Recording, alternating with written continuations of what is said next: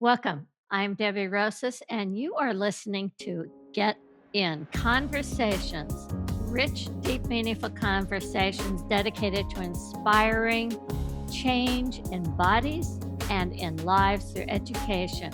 Education that motivates people in considering alternative ways of living, thinking, eating, communicating, loving, moving in their body and in their life authentically, most important, truthfully. I'm the founder and creator of ANIA, an international body and life holistic program, workout practice, changing people's lives since 1983, and we're not done yet. Our topic today is something I think anybody living in a body, if they're interested in longevity, health, and well being, you need to know. It's the body and life story. Don't you love stories? Of Rachel Scott. Now, who is she? Well, I'll tell you, she is an expert at living what I call full throttle, no holding back, adapting to life all along the way, doing it her way. And it's a unique way.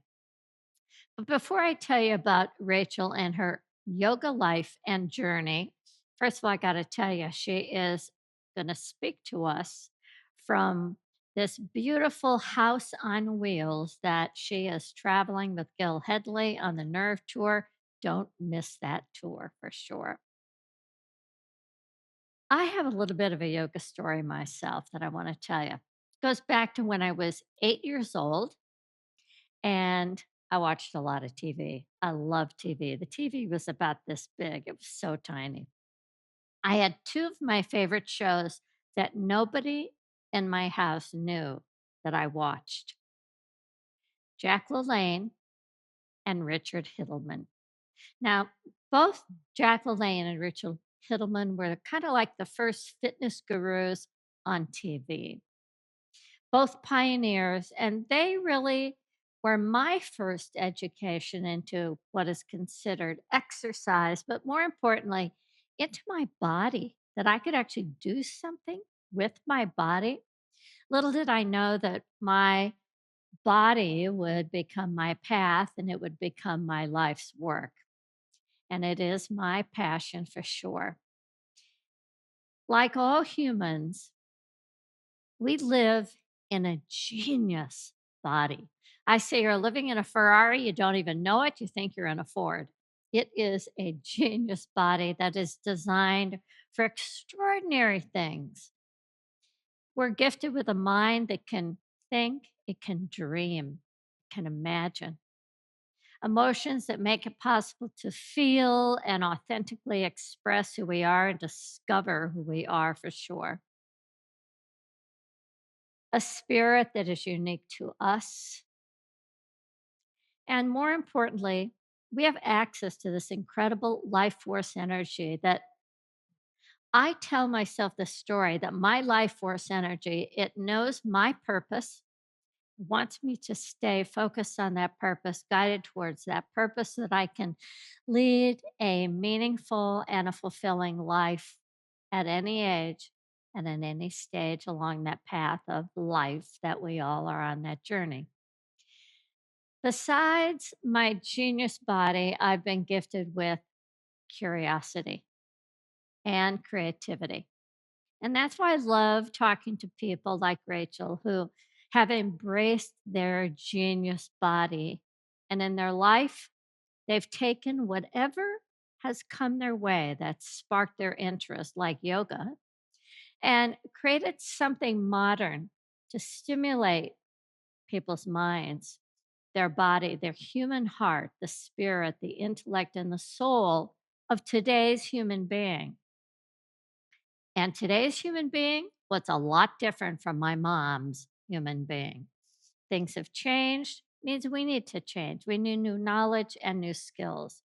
Whether it's writing a book, teaching yoga, creating online educational curriculum, or as I said, traveling around in the house on wheels with Gil Headley, Rachel is the kind of stuff that makes life happen.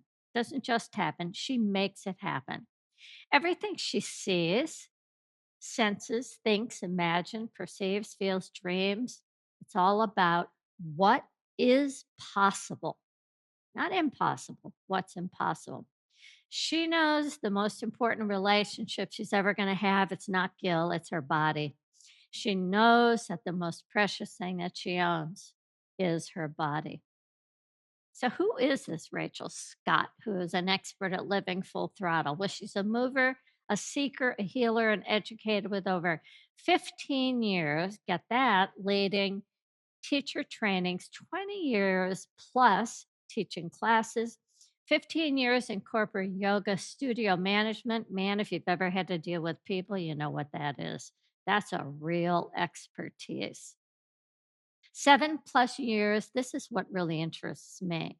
Building and directing the Teachers College for a national yoga company. Why yoga? Right? So she really knows how to construct not just postures, but education. And isn't that what body and life needs? She is a professional instructional designer, and I can tell you she has helped me with my online course. Fantastic expertise in learning technologies, specifically online. Quality master's certificates, applying the QM rubric and peer review course. Well, evaluating and improving online courses, it's a big deal right now. Everybody's doing something online. Author of 5 published books, check them out, and contributing to Huffington Post and Yoga U Online. Lots and lots of articles written. International conference presenter at Omega Wonderlist, lots more. Last but not least, you're going to love this. Just a master in a fine arts in American Conservatory Theater. Maybe we should ask her to sing and dance. I'm not sure. And a BA from Columbia University.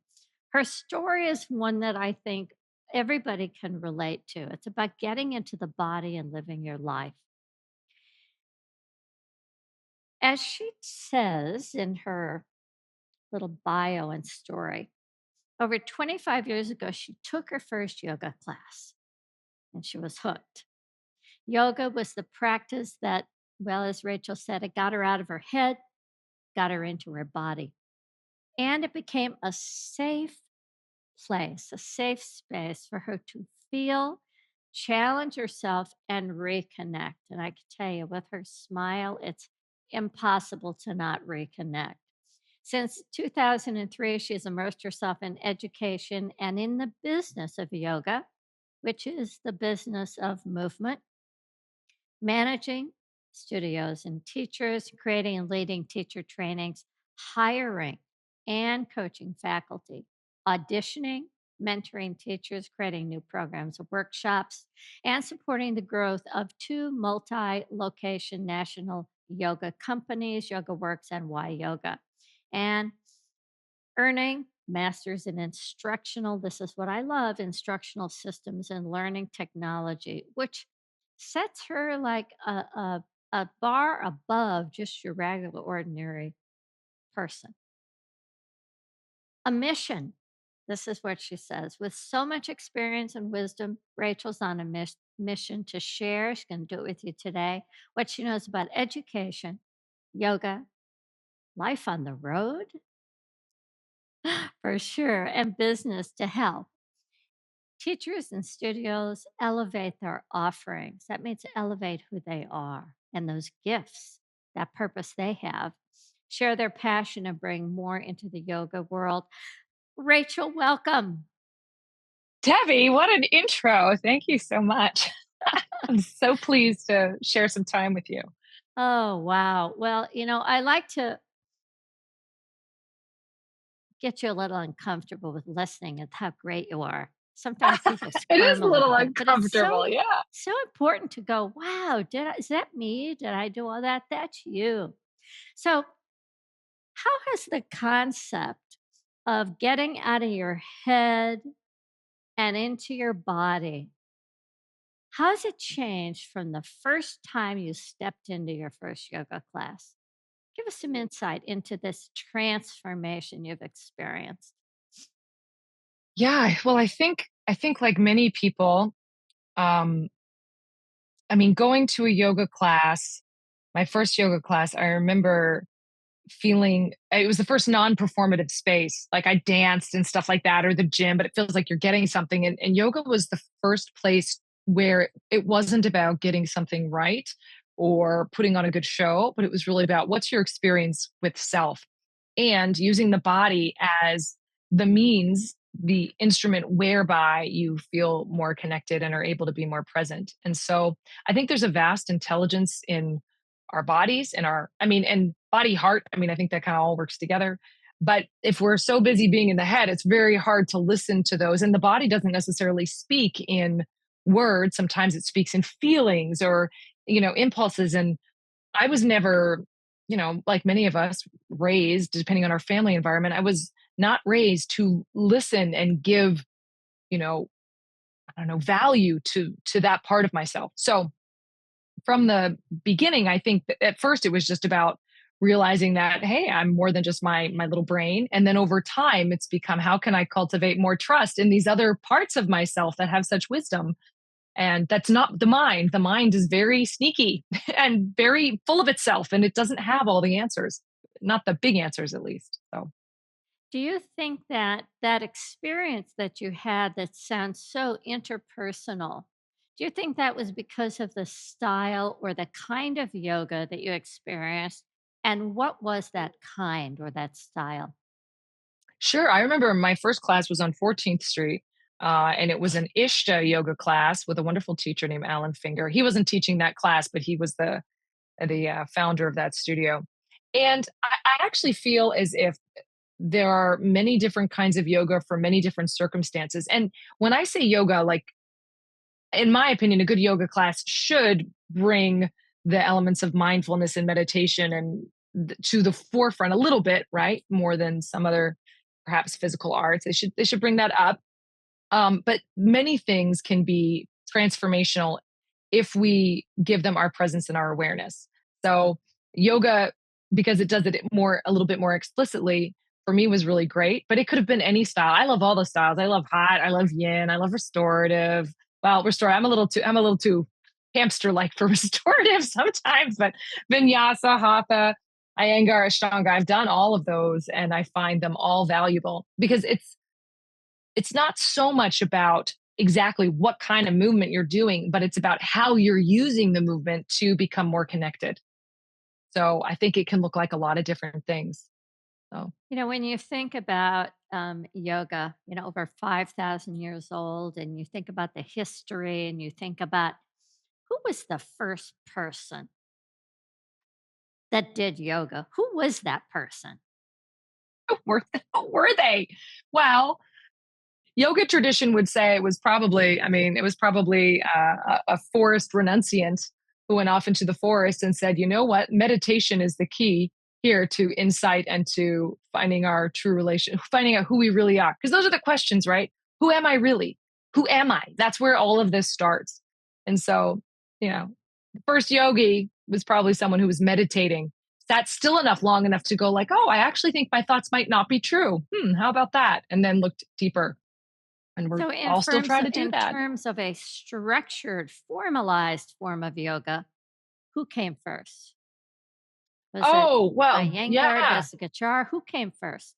Oh, no, no. Those guys are new on the scene. So, I love it. um, yeah, I mean, the yoga ideas of yoga go all the way back to the Upanishads, which are probably 800 BCE. I mean, scholars will debate the dates. We don't really know. It's attached to the Vedic tradition, but the Upanishads, which are these series of texts that came out, which are amazing. I love them. Um, and they're really esoteric and strange, but those are the first kind of places where we see ideas that meditation is higher than thought. You are the thing you're seeking. You are universal consciousness. Meditate and find truth. That's where we see those ideas. And even though over time the yoga practice became physical, it hasn't always been movement at all. In fact, for most of yoga, until we might say 1300 or so, you were really sitting and meditating as a pathway. It's only recently that we've added movement into this system, which I'm grateful for. I love the concept. I believe we come from energy into form. And I love the concept that, of course, an idea, right? Or the concept of mentalism. Everything is mental, one mind, right? That yoga came from that same place. And then people out of their purpose, following their purpose and out of their desire to take an idea and work with it and evolve it into a form that makes sense to them, which is what I love when you look at whether it's, um, any form of yoga. I look back at the cr- so creator of that particular form, and it's so representational of them fulfilling their Yes, need, right? And absolutely. when you say, "What's it all about? Who am I?" It's such a reflection of truly walking the path of mastery to represent that in the creation of a unique form of yoga. And I love seeing that. As somebody really interested in the feminine, and as much as they, in our world today, keep trying to snuff out the yin feminine spirit, she's so there and so powerful. What has been your experience with yin yoga, and how has that enhanced or has it your experience of Taoism? Hmm. I love yin, and I think that it feels this is a style that's become popular very, very quickly. Yeah. Like, so it's and I think that the reason it's become popular so quickly is because we were so thirsty for it, Mhm. so needing of a place to go and to Mm. be held by space and to breathe and to not have to do, instead to practice surrendering. And I think it's like a hunger we didn't even know that we had, but in this busy world, right, of domineering and even power vinyasa yoga can feel very masculine. It can feel very masculine, and so the yin side, I think, is um anyways, I think we're seeing why people love it so much.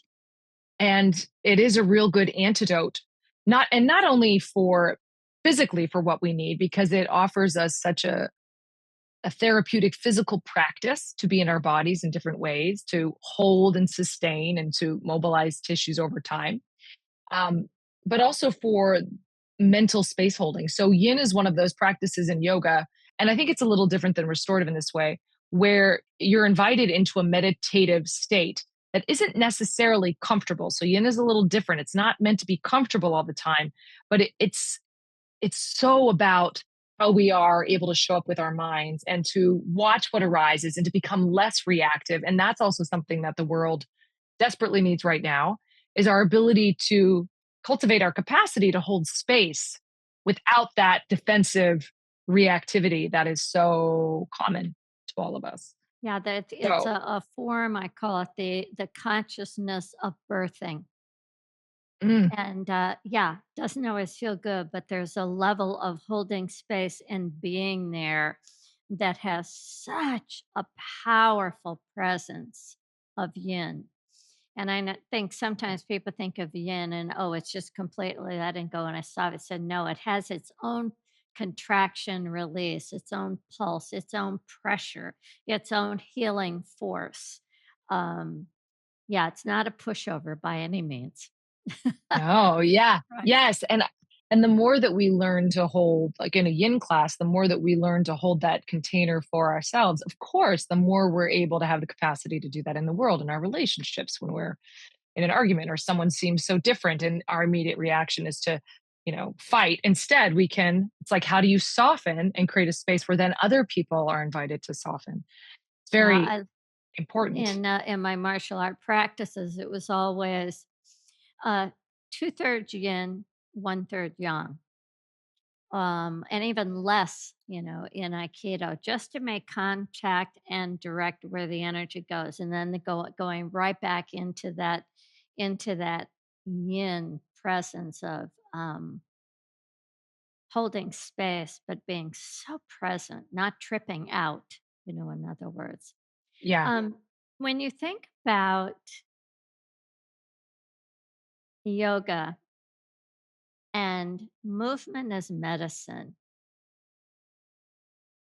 how does something like a posture, right? A body posture, an alignment of bones and joints, right? A shape. How does it stimulate areas in the body like a liver or a gallbladder meridian? How's that happen? Mm. Well, I think this would go to the Taoist theories. And I will caveat with that I'm not an expert in Taoism, and I've just brushed the surface of it in my studies of yin and find it so wonderful. But of course, there are lines through the body, like that run up the posterior chain, for example, or run up the back line of the body. And so in the yin practice, the idea is that by holding certain postures that I would say stimulate these lines. And in yin, we hold for, it could be, it depends on the level of the class, but you could hold 5 minutes, 8 minutes even. Yeah, So that by that's a long hold. Yeah. the long hold, then you stimulate that line of the body, and then there's the release, and then a lot of energy. You can feel it, this sort of flushing that happens.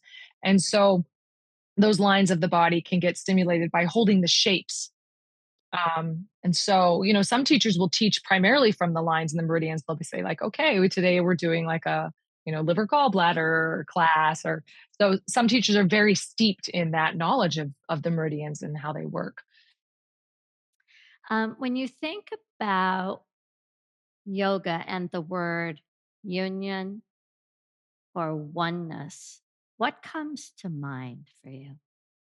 Um, for me, for me, I'm a, I love, Advaita philosophy. So Advaita philosophy would be non-dual philosophy, like particularly in the tantric yoga traditions. So when you say oneness to me, I think of everything, everything around us, all the objects of my consciousness, whether that's my own embodied experience or whether I'm seeing the outside world, um, being all one consciousness.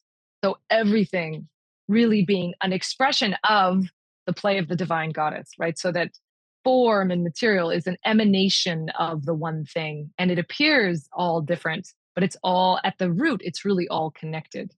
And I haven't had my, enlightenment breakthrough. It's not like I can perceive this every moment of the day, but to me, that's what oneness is. And it gives us the space if we all are from the fabric of the cosmos expressing itself, then the diversity of names and forms, me and you, me and Gil, who's my partner, me and someone down the street, Republicans and Democrats, all of us are these expressions, different expressions of the goddess at play. And so from there, there's more. It's not like we have to agree with all the other forms of expression, but it gives us a little bit more, I think. Again, it comes back to that space to hold all the differences, space to hold the diversity with a little bit more compassion, perhaps, than we might otherwise. It's such a it's a painful experience to be living in a world where there are women who cannot use their voice on the street now, um, or places on the planet where music is a crime. It brings me to tears. And yet none of us, we don't get here without that egg, through her. We just don't. It doesn't happen. And yeah, it just your use of the word, goddess again, just makes me so grateful that I live in a world where I am able to express that freely. I can wear Yeah. pants, I can wear a skirt, I can wear a tie, you know. I can play with who she is. Yeah, without limitation. And I think that's one of the things that I love about a practice like yoga with, what, over 100 asanas. You know, it's like, oh, I could do this and I could do that and I could be this and I could be that. The variety and the change. When you think about longevity, and there was a period of time you said that you took a year off. Tell me about that. What was that, and how does that fit into longevity and your story? Yeah. So there was a period of time where I was very dedicated Ashtanga practitioner. And so I would practice, and I had done in my youth, done dancing. And these are all the yoga forms and shapes that we make. And I love there's lots of different ones. But yoga is a particular movement style. And so it's sustained movement, right? It's sustained movement with the loading of your body, generally speaking. And so because I was doing yoga and I really made that everything, put all my eggs in the yoga basket, physically, as it were. And so, because I did that, I developed a great capacity for sustained, slow movements and certain kinds of actions, but very little dynamic power. So, ask me to sprint and I couldn't, and I'd pull something. So, power movements and fast movements just weren't possible because my body was practicing this style exclusively. And I remember we were playing touch football on the beach with my family over Christmas, and we were running, and I ran for the football, and I got it. Thank you very much. But I also sprained my hamstring, and I was like, okay, I'm lacking. I'm sure I'm great at these forms, but I'm losing resilience in my life. So what is that about? So I had to pause my yoga practice and instead do like squats. I had to be loaded with weight. I had to do fast movement. I was like, all I want from this recovery period is to be able to run for 20 minutes and functionally to be able to do that. That seems like so although I love yoga, and yoga is a really good balance for many folks out there who are runners, hikers, walkers, all like joggers, doing those kinds of sports. Yoga is actually going to be really good therapy for the body, but we mustn't get complacent and think that one movement style is going to build resilience. Really, diversity of movement is what builds resilience. I can jump rope, or I could lift a weight, or I could do a flow class, or, go for a jog or bike. So we want to be able to have all of that you know, in our range because, stumbling on the street, you don't know what you need. We need to be able to react to what the conditions are. So, That yeah. that is the perfect definition of fitness, to be fit, to be able to adapt to whatever it is you want to do, that your body is responsive to whether it has to move fast or slow, be still, have more mobility, agility. You can do it, right? So that you're not going to pull that hamstring, right? Well, you That's still right. No might, but more. you're doing your best to make sure that your body can adapt. And I think that is one of the things that has always been really important to me in a movement practice, that it's not one way and it's not one thing. Well, And Debbie, that's what I and it's enjoyed about taking your classes is all the variety of different energies we got to play with, right? right. Yeah, and that you get to play with it in your body, the personalization. And I loved hearing your story about your first yoga experience of, the teacher allowing you to personalize. That has not been my experience in every yoga class. Mm. And it's certainly specific to the style. And I I like to say that I was thrown out of a yoga class because Were you? I was moving too much. And I have severe scoliosis in two parts of my spine. And so I have to constantly be, stillness for me is going to have, little bits of movement until finally I find that place. Right. And I didn't really get thrown up, but the teacher did come up to me, afterwards and tell me that I was disruptive to her and to the class. So I didn't Oh, go back. But Oh. I get it. It's her class, whatever. But to have that experience of anything and personalize it to fit your body I think is so, so deeply important.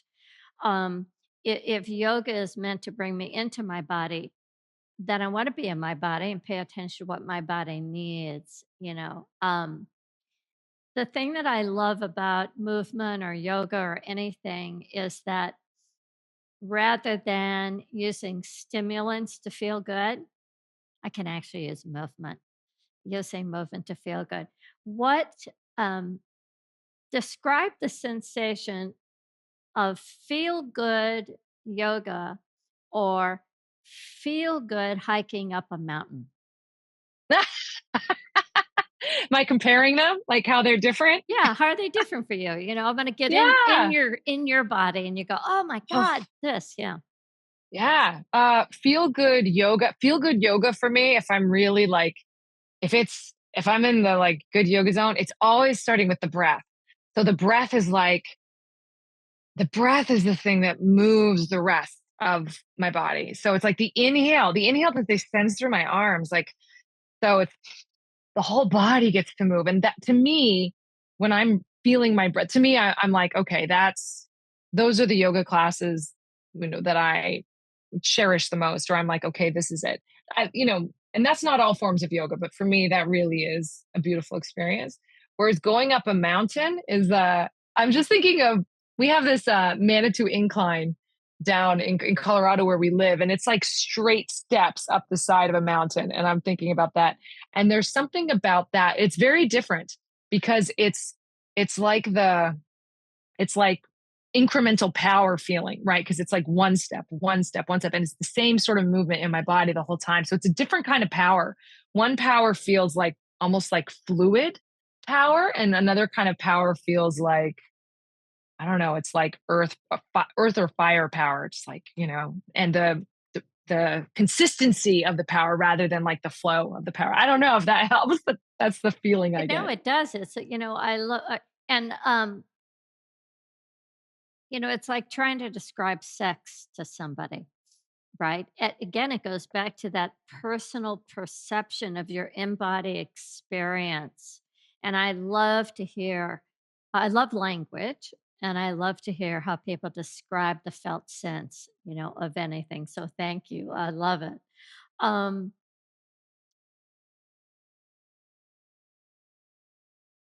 what's underneath? All right. You and I have this, we both love to look at what's underneath. And we have both been privileged to be in the cadaver lab with the brilliant Gil Headley. And how has that experience changed how you move, how you live, and how you inhabit this body living on Earth, knowing that we're nested in the cosmos and we're nested in the universe? How has that changed, as I said, how you move, live, and inhabit your body? Hmm. When I've done I remember, take it back to my first cadaver lab, which was in 2012. And I came out of that lab, not even, it wasn't even about learning the words, or, being able to, identify different structures, but the feeling of like, first of all, to be that close. I'd never been that intimate with death before, Okay. but to be, you know, that personal with death for 6 days, and to be in the way Gil holds space, which is so beautiful, I left with such a feeling of awe and reverence and astonishment at the complexity and the miracle of the body. And so that, to know that like everything that goes into me just extending my arm, like it's like the best sorcery ever. that that happens. So I think bringing that reverence and to remember, and it doesn't like even now I'm feeling like, oh, I feel a little verklempt by it, but it's like it doesn't take much to drop in and remember how mm, just astonishing it is to be embodied.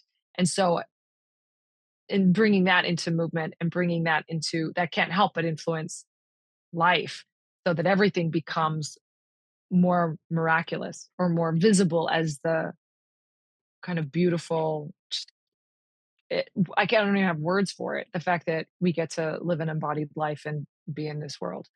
But so often that mystery gets covered up by daily life. And oh, I got to go to the store or I got to send an email, right? It's like it's like you got to like get back through the veils and get back to what's here. So it was less about any kind of book knowledge and more about my felt sense of being in my body in a way that was very precious to me after that experience.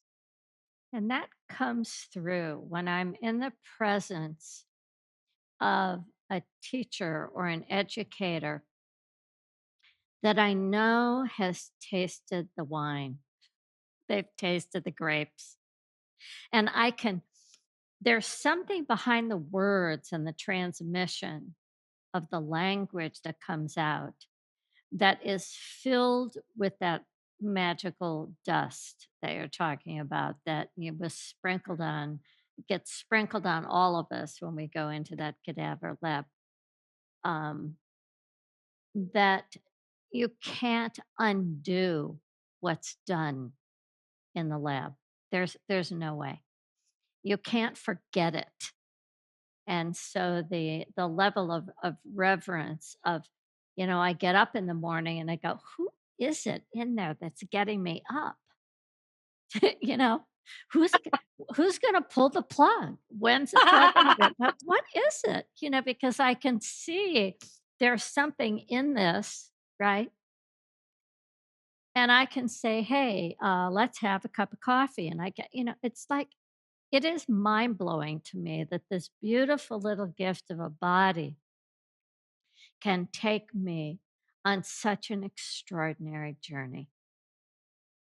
It's just, and it makes me sad when I see so many human bodies being abused in so many unhealthy ways. It makes me sad.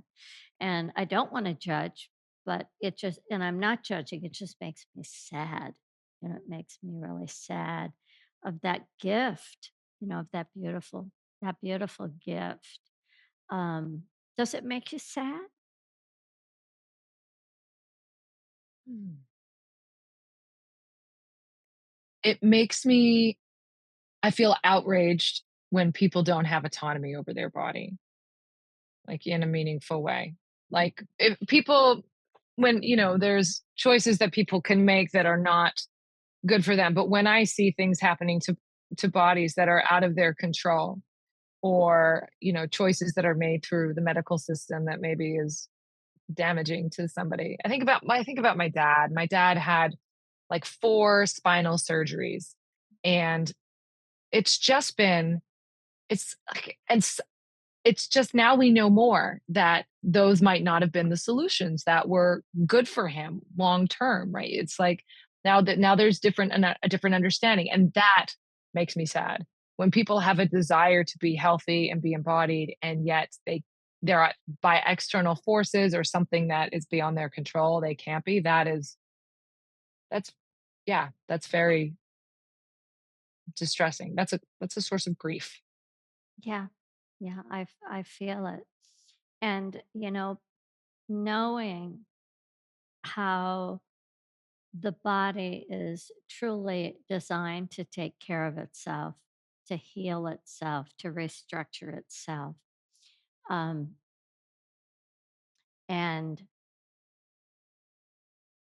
having having the faith that that healing can happen, that's a challenge, particularly when you're in pain and the pain won't go away. And the outside help from medical professionals, surgery, all of that, that's real. and it's important. And yet that sensitivity to know what's right for me, right, is important. And medicine is a practice, right? So as you said, we learn more and it's like, too late, right? No. Or only if, right? So Yeah. I hear you on that one. Um,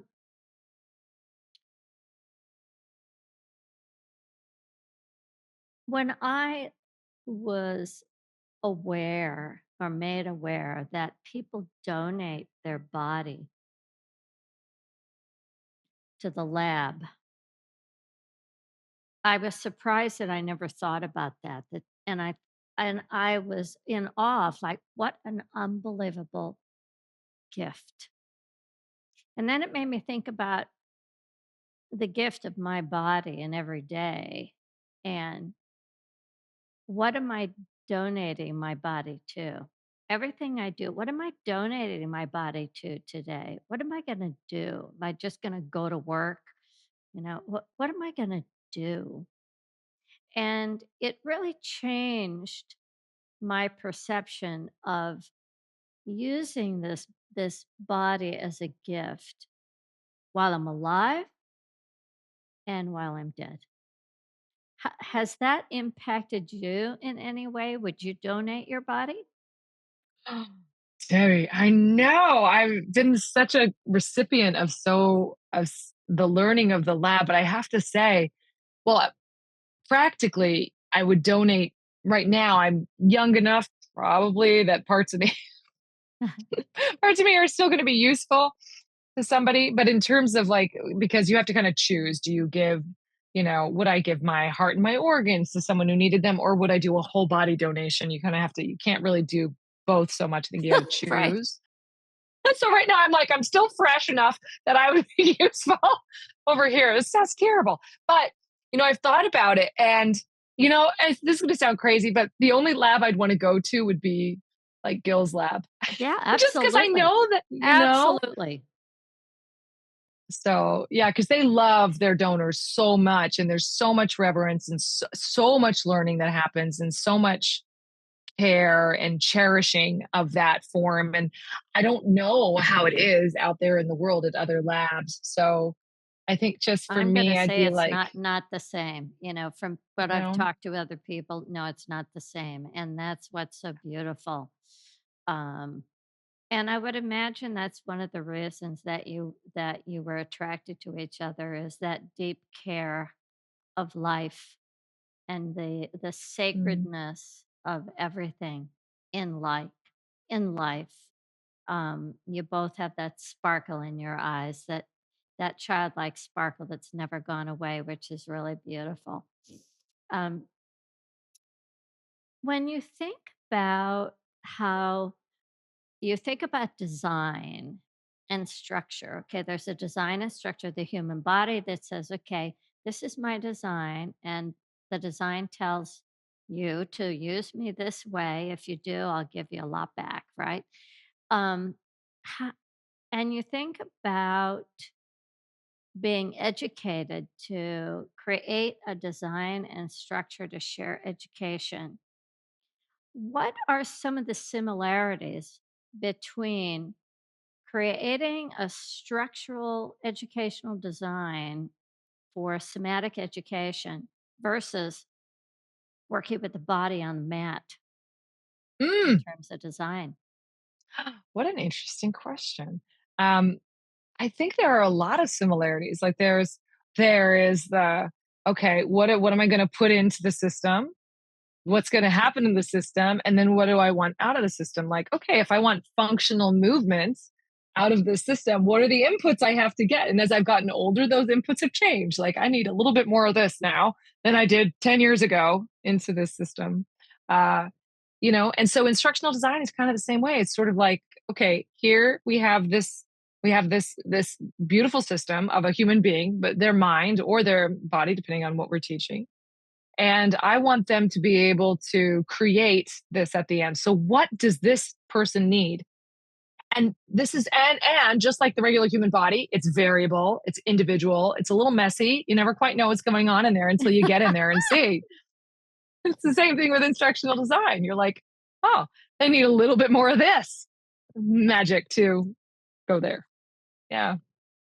Well, as somebody who is mind is prolific with ideas and creativity, um, I always laugh if somebody I said, "You don't wanna see how I take notes because it's all over the place. I turn it upside down and I read sideways and I draw a picture.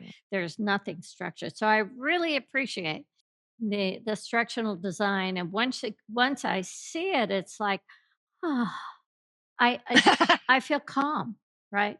Yeah. So it's a really organization and structure, I guess is what I wanna say, can create a real calming effect and provide a really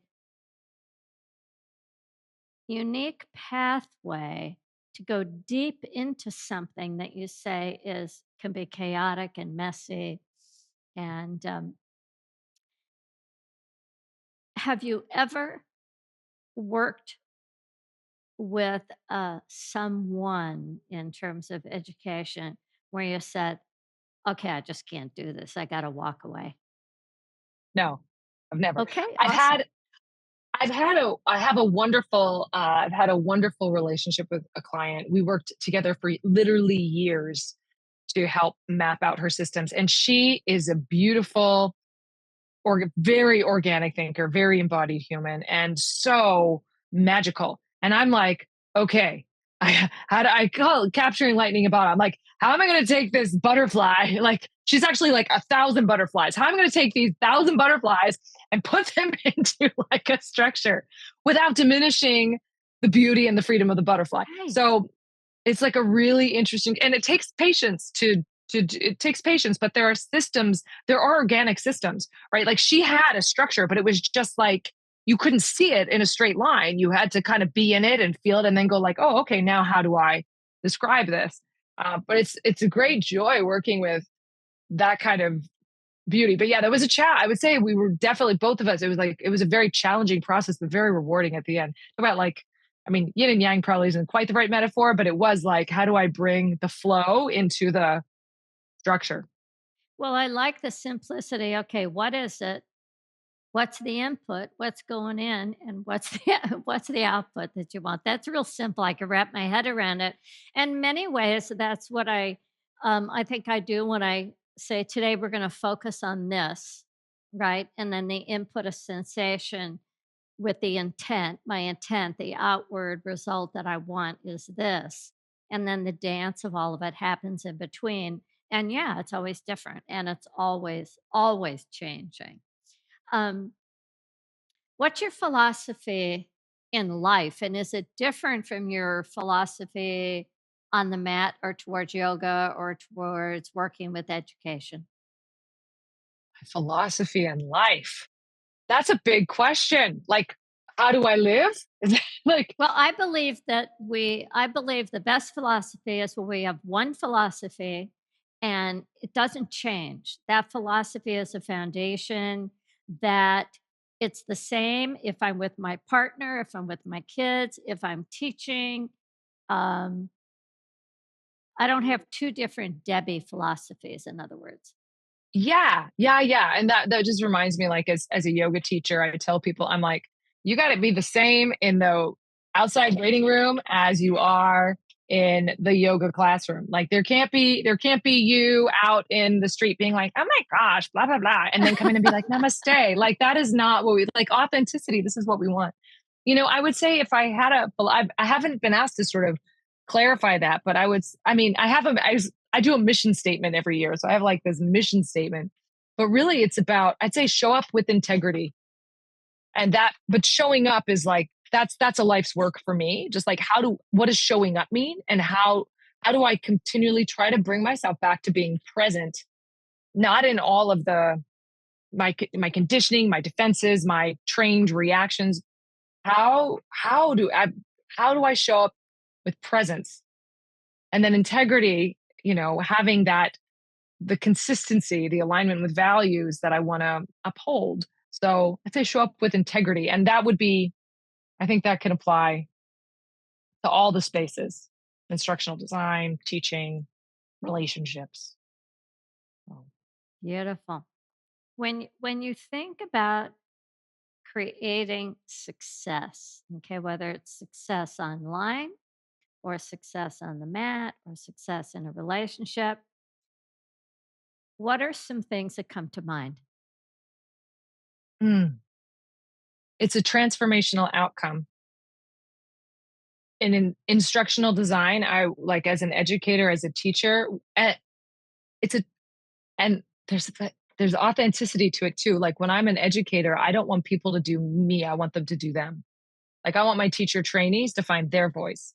I want them to show up to feel kind of like their own connection and groundedness in themselves. To me, that's success, not little mini Rachels. That's not at all what anyone would be interested in. So them empowering themselves and finding their truth and then living that expressively.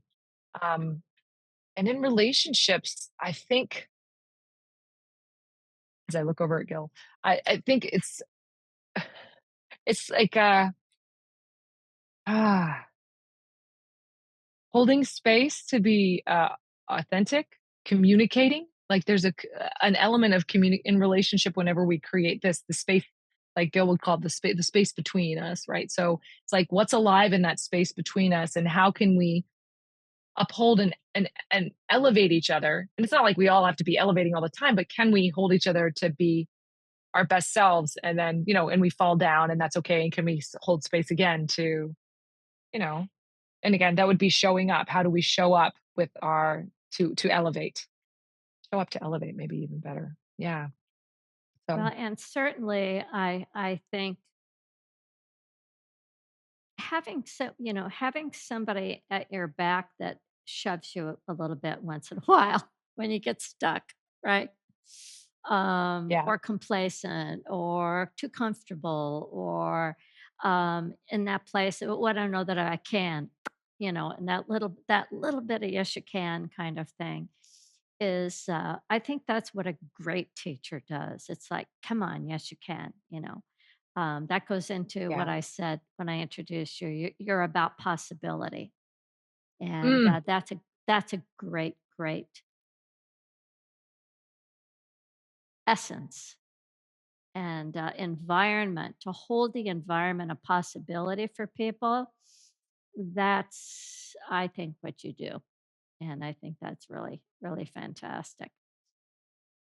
Um, what would you like to leave the listeners with? Do you have like a nugget, something that you just like?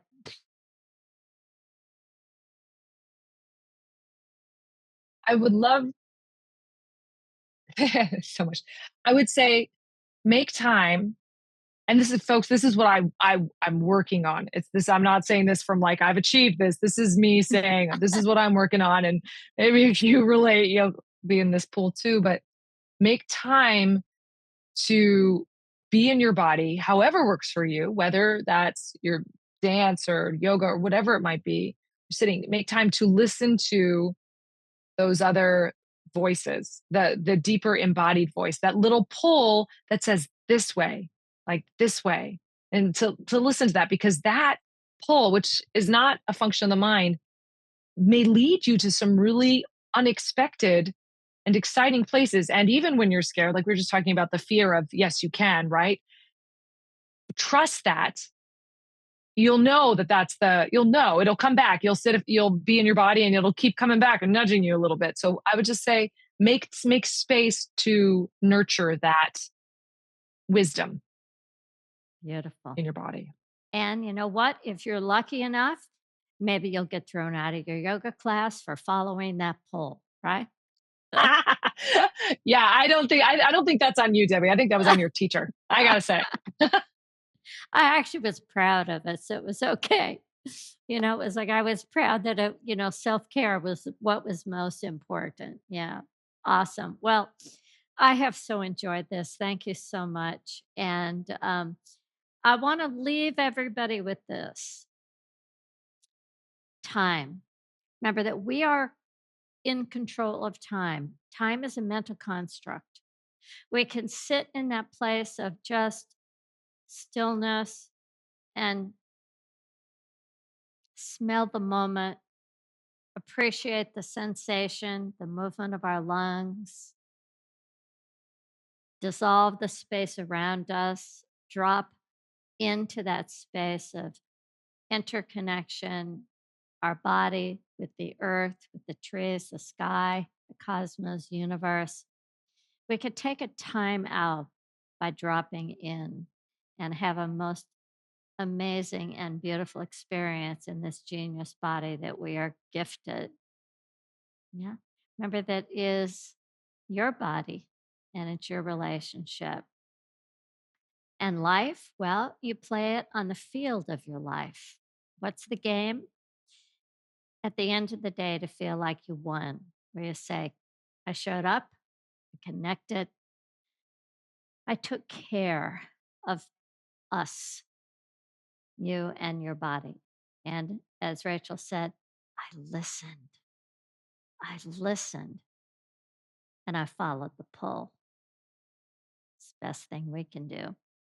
All right. To find out more about Rachel, go to rachelyoga.com, RACHELYOGA.com, and you can find out all kinds of information. Is there any other place, Rachel, that or any other information you want to share at this point? Something coming up, Oh, you know what? Let me just point people also to the Nerve Tour. Can't help but plug my partner. He's please? Gil Headley, and you can find him Gilhedley, Gil Headley. And we're on this amazing tour right now through the U.S. And he's taking his a beautiful, amazing 5 hour talk on the nervous tissues of the body, and how we inhabit them and how we self regulate, how we relate to our brain and to our body. So it's really beautiful. And I just encourage you to check that out if you're so Yeah, inclined. it's extraordinary, magical, and you might want to just drop into the lab and have a dissection class with Gil Headley as well. Yeah, I encourage that as well. All right, everybody. Thanks so much for joining me. And if you want to find out more about me, you can go to debbierosas.com. And there you can read all kinds of articles, sign up, and you get 2 free articles sent to you every single week. Inspiring and motivating information about what's it all about, Elfie? How do we live in this body? You can also find me on Facebook and Instagram at Nia Technique and on nianow.com. And if you'd like to receive 2 weeks free to experience movement, Nia movement, go to Nia on Demand and you can get 2 weeks free there. Thanks again. Remember, this is our time to get into our body, to get into our thoughts, our feelings, to get into a conversation with each other, to come together. Thanks, sir. I will see you next time. Thanks very much.